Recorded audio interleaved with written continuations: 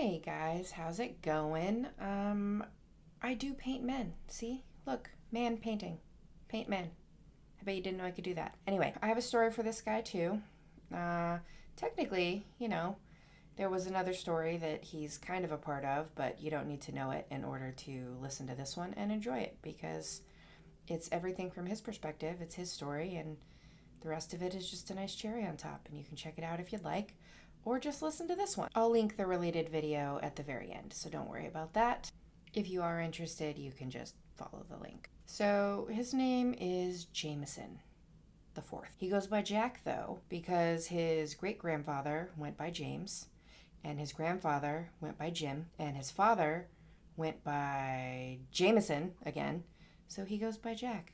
So they don't get confused. By the way, all of them are still alive. Very long-lived men in this family. He probably comes from really old money. Maybe regularly visited his great-grandfather on a family estate. At this point, though, it's probably rotten and kind of falling apart.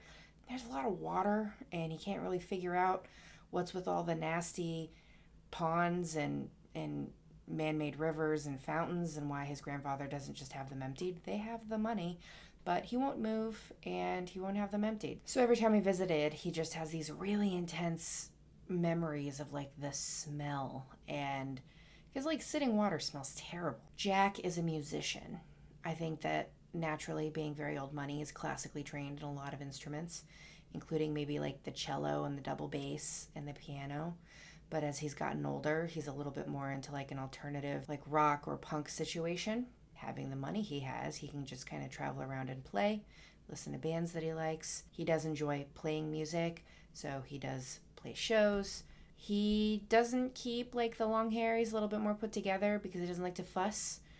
I think he's also got a little bit of a thing about being clean and not having hair touching his face and making sure he's got very clean clothes. Maybe he's got a little bit of a obsessive issue about cleanliness and being clean and smelling. I think he's a bit of a loner. I think that he cares very deeply. Like maybe he's had friends and bandmates and other things like that going through trouble, and he very quietly helped them out but never took any credit for it. Like he's a very independent, quiet guy, but he's very helpful. We like him. We like Jack. Jack's a good guy. I think maybe his dad and his grandfather call and they're like, hey, your grandfather's not doing well, but he refuses to leave the house. Can you please come home? We need to try and get your grandfather to like agree to leave so that we can get him somewhere a little bit more reasonable. And he refuses to leave home. We've tried to get nurses there to care for him, but they don't want to hang out because of the smell. So we keep losing nurses. Then he's just left alone. And of course he doesn't call us. And he loves you. You're his favorite grandson. Can you please come back home? Help us convince your grandfather to at least, if not leave the manor, empty the ponds. Something has to change. And so Jack is like, no problem. I haven't seen Grandpa in a year, which is way longer than it should have been. Let's go home and we'll see what happens. But I think that maybe as he's traveling home, he realizes that he's kind of nervous. He's starting to kind of remember, like, every time he goes to his grandfather's place, he's kind of anxious. And he can't figure out why. He's very close to his grandfather and his father and his great-grandfather, like the good relationship. There's something about it that makes him just not want to go. When he starts to smell the sea, he knows he's getting close. The family estate is pretty close to the ocean. It's only about a mile and a half from the coast. That is a smell that he loves dearly. But the closer and closer he gets to the estate, he starts to smell that rotten, stagnant water. And he gets closer to the manor and he sees just overgrowing weeds, nasty, slimy fountains that don't work and haven't worked in decades. He decides, you know what? The old man's getting kind of up there in years. There's not a better time. I gotta ask him what's going on. He starts to think about his childhood and he's like, I know that we've talked about this before, but he always just told me that, I have a mermaid in the fountain. Obviously, he doesn't have a mermaid in the fountain. So I have to get the real reason for why he refuses to drain this. Is there like a secret in the bottom of one of these ponds? So he approaches his great-grandfather, and his great-grandfather's like, oh, Jackie, my boy, like, I'm not leaving. Tell your dad and your grandfather I'm not leaving. I'm gonna die here. I'm rich enough to die in my own home. Darn it. And he's like, yeah, Grandpa, but you can't keep a nurse, and somebody has to take care of you. And he's like, I understand. We'll just hire a new one. There are plenty of nurses. And he's like, not for this far out. He's like, if we pay them enough, there will be one. And he's like, okay, look, I understand you want to stay in your home.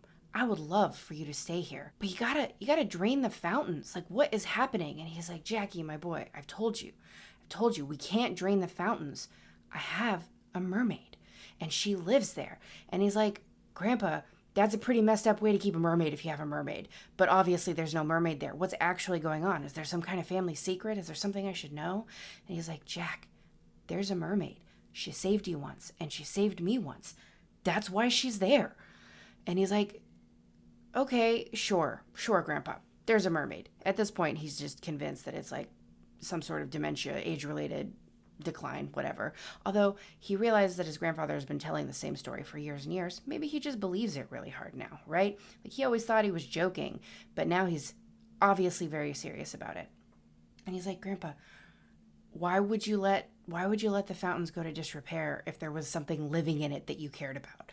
And his grandfather's like, well, she stopped coming to visit, and I was trying to basically force her out because I missed her and she wasn't coming out to hang out anymore. And he goes, wait a second. Did you just say she saved me? And he's like, yeah, Jackie, don't you remember when you were 4 or 5 years old? You fell into the pond at the East Wing or whatever. And he's like, and that one's a particularly nasty pond, and nobody had been out there. You snuck out of the house, you wily little thing, you. And I don't know. I know that his great-grandfather is a bad guy, but also, like, I think that maybe he's a little bit off. I don't know. Bad guy, but he's loved, and maybe shades of gray. People have shades of gray, right? Anyway, moving on. So he's like, you fell in, and when we finally found you, you were just sitting on the side of the water, and you were crying and disgusting. You needed a bath. And, you said the mermaid had saved you. And I was like, I knew she came back. She was there to save you, so I know that she's still there. I kind of thought she'd found a way back to the sea. And he's like, Grandpa, like, you have to clean the fountains. And he's like, I can't. I tried to get somebody out, and they're too far gone. They're too rotten, and she won't come back to me. And he's like, yeah, I don't know, Grandpa. This sounds kind of crazy.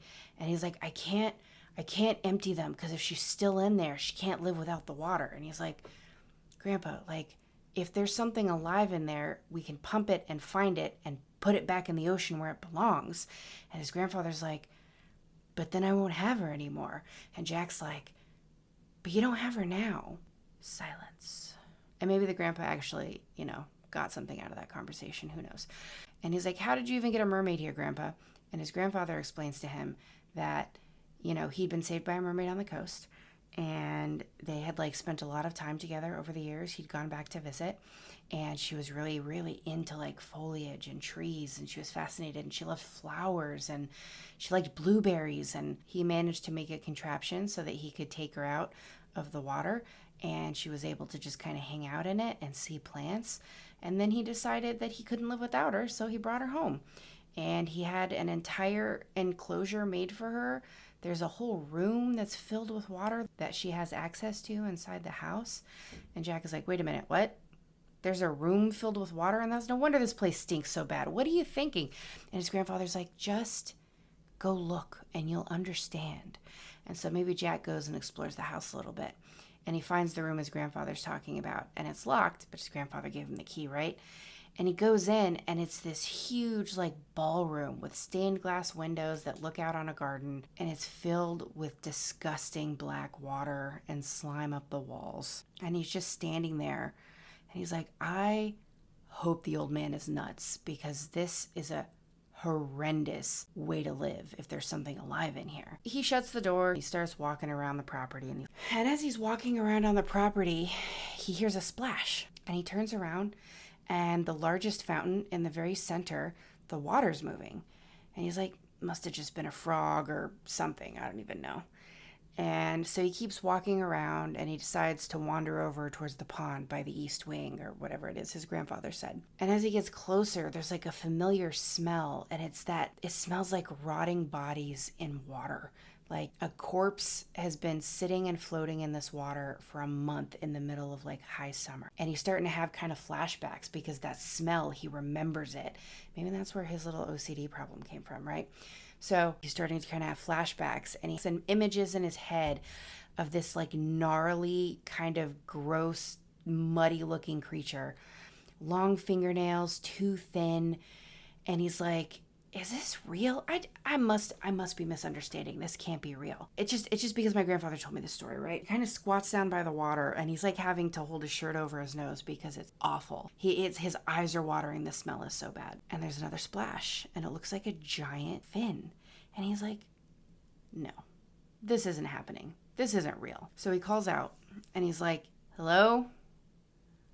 Hello? Nothing happens. So he goes back to the house because he's convinced that he's just seeing stuff because of what his grandfather was saying. He goes back to that room full of water, and like part of it is maybe got a platform and there's some stuff in it, like just miscellaneous dead plants, various what look like water toys. He's just kind of walking around in the room, which also smells terrible, by the way, but not as terrible as the outside pond for some reason. He notices like this weird cart thing with a broken wheel and maybe like some sort of lining in it. And he's like, is this real? This can't be real. So he runs back upstairs and he asks his grandfather if that's the cart and if this is really real because he saw something in the water.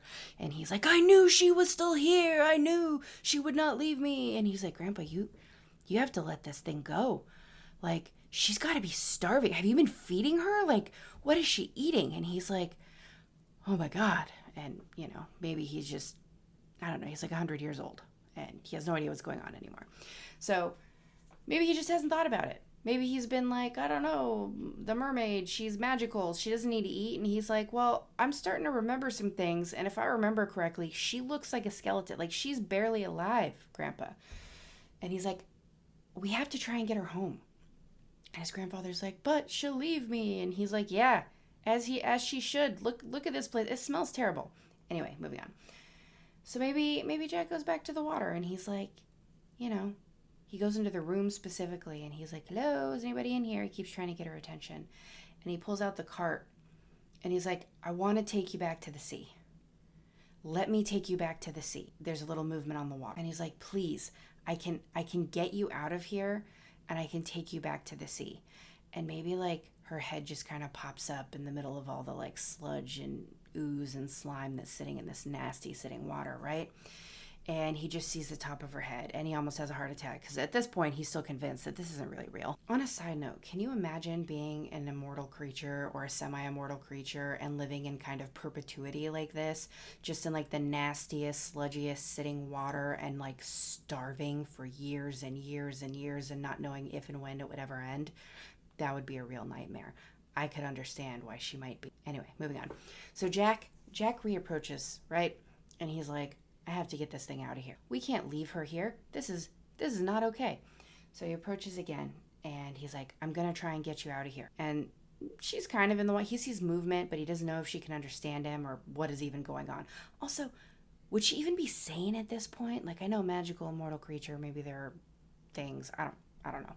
Moving on. So maybe he's rich, right? So maybe he contracts like a truck and they line it. Or maybe he gets like a U-Haul and puts a tub in the back of it. We don't know. And he approaches one of the lakes and he's like, please, like, come out. Like, you saved me. Let me save you. I will take you back to the sea. And maybe she pops up and she's horrifying looking. She is so thin and her skin is almost black, whereas before it was kind of like a white. How do we know that? I don't know how we know that. But her skin is like a dark pallid gray and she looks like a mummy almost. She's starved. Her hair is fallen out, so it's kind of like these stringy strands. She looks terrible. She looks like a monster. And he's like, let's get you out of there. And he can tell she's hesitant. He can tell that she's like, I don't trust you. What if you just drop me in the desert? I don't know if she knows what a desert is, but you get the point. And he's like, is it worse than this? Like, could I do worse than this? And she's at this point where she's like, I can trust another human and maybe go home. Is there a worse situation than this? I'm not sure that there is. So somehow he manages to coax her out of the water and it's like a horror show. She can barely move her body. She's especially not on land. So he helps get her in the truck and he drives her back to the sea and he gets as close to the shore as he can and he goes into the back of the truck and tries to get her out of the tank. And she smells terrible. She's been sitting in this nasty, gross water. I think that maybe parts of her are rotted a little bit. And he's like, let me take you back to the sea. And a horror show. Sharp teeth, terrible. And he lifts her from the water and walks her to the ocean and sets her in it. And she disappears below the surface. And he waits And he waits, and she never comes back up. So he leaves. He set her free. Whatever happens to her at this point, his conscience is clear. All he can do is hope that she finds her peace and her happiness after such misery. He drives the truck back home, and he tells his grandfather what's happened. And the poor old man is just sobbing. Again, I realize he's the bad guy, okay? I understand that he kept her locked up there. Maybe he's one of those, but look, I think people are shades of gray. I think it's more complicated than that. Doesn't make it okay, doesn't make it good. But he's sad, he's crying. We're sad for Grandpa, sort of, unless you're not. That's fine. And that's kind of the end of that. I think that she deserves to just kind of be set free and hopefully live her best life in the ocean. Maybe we'll see her again, maybe we won't, but I don't think she'll trust humans again. What do you think? I certainly wouldn't. I wouldn't trust humans again. I think Jack went back to, living his life, knowing that he did the right thing, and that's all that he really needed. He doesn't need a pet mermaid. He doesn't need her gratitude. He didn't do anything that a decent person wouldn't do. Jack's out there, somewhere, with his good heart and his classical music training. Anyway, if you liked my story and you'd like to hear more stories or see more of my paintings, please like and subscribe. I would love to see you here again. And as always, I hope you guys have a good day. Bye, everyone.